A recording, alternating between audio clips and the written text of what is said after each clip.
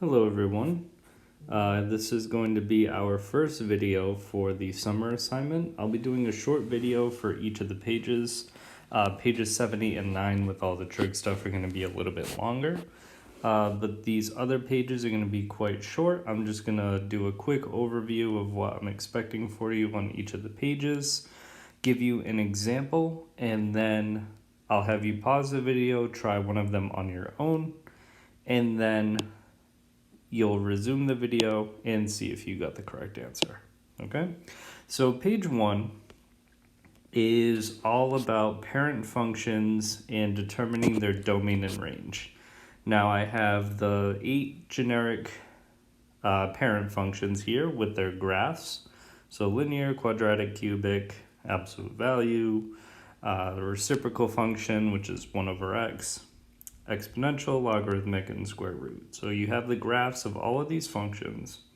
And what we want to do is we want to determine the domain and range. Now, one thing you want to remember is that the domain of a function is whatever your x values can be. And the range is whatever your y values can be. So let me give you an example. So when you think of the square root function, this might be the easiest way to explain domain and range. Now, one thing you know about square root functions is that you can't take the square root of a negative number. So if you try to find the square root of negative 16, it's not possible, right? Because if you think, oh, okay, what if it's negative 4? Well, what happens when you take negative 4 and you raise it to the second power? Well, you get positive 16, not negative 16. So that's an example of something being restricted from the domain. So for the square root function, you can't plug in negative numbers. And that makes sense when you look at the graph, right? Because the graph is right over here. And if you look at the graph, it starts at 0 and it moves to the right, so the positive x-axis, right? It's moving to the right. There's nothing to the left of 0. All right, so that's domain. Now, when we're figuring out the range, we're figuring out what y values can we have. So if we go to square root again, then what we see when we look at the y values is it starts here at 0, 0, and the graph moves upward towards positive infinity. It's slow, but it gets there. So we don't have any negative values, right? Because the graph doesn't go below the x-axis. We only have positive y values. So if we go to write the domain and range for the square root function, we would say that the domain, my writing is terrible, I'm going to have to get way better at using this iPad. The domain for the square root function, right, we went back and we see here that the graph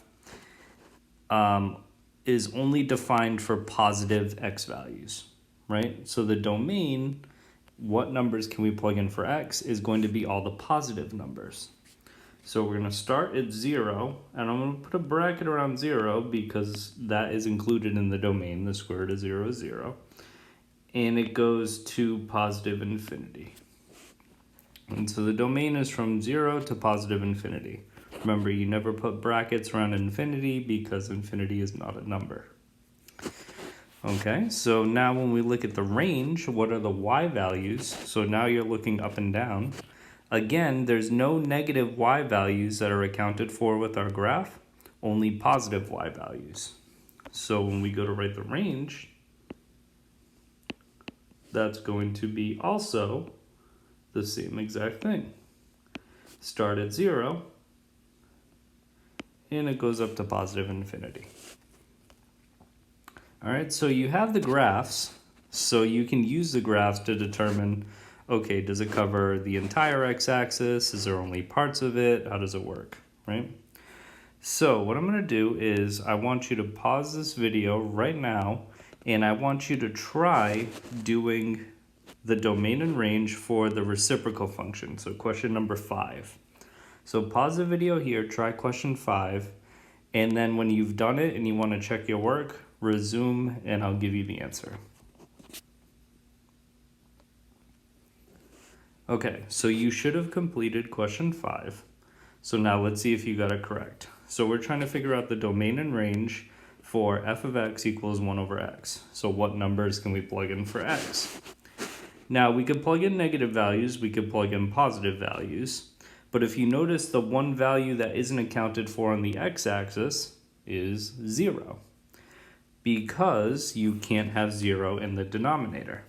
So when you write the domain, it's all numbers except 0. So the way we want to write this is the interval from negative infinity to 0 union the interval from 0 to infinity. This covers all x values except for 0, right? Everything else is accounted for. Now when we look at the range, we're trying to determine what are all the possible y values. And again, what's happening here is you see all the negative values are covered except for 0. All the positive numbers are accounted for except for 0. So again, our range is actually going to be exactly that. Our range is going to be from negative infinity to 0, union 0 to infinity. Okay, so you just look at the graph, what x values are accounted for, what y values are accounted for. For the x values, all of them are accounted for except for 0, because as you see, the graph here goes up towards positive infinity right there, and it goes down toward negative infinity right there, and as you notice, there's a vertical asymptote here, so it never touches here at x equals 0. Then when you look at the y values, you notice that this first part goes to, it's approaching 0, but it never quite touches 0, and same thing over here on this side. So again, the only y value that's not accounted for is 0, the only x value that's not accounted for is 0. So you're going to want to use these graphs that I've given you here. Use them to determine the domain and range for the remaining 6 parent functions.